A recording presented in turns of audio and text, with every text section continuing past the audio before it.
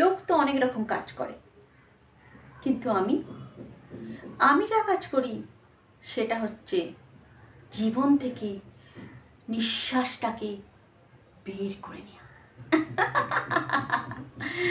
এটা আমি কেন করি, কি জন্যে করি, সেটা তোমাকে আমি কৈফিয়ত দিতে যাব না। তুমি শুধু কাজ বলো, আর আমি কাজের দাম বলবো।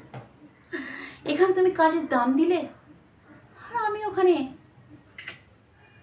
কাজটাকে ফিনিশ করলাম।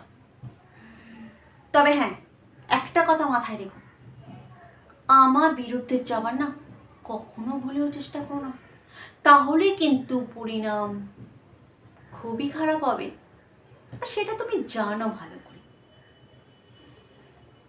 লাস্টে আমিই বেঁচে থাকবো, আর কেউ না। তো নো চালাকি, কি বুঝতে পারলে?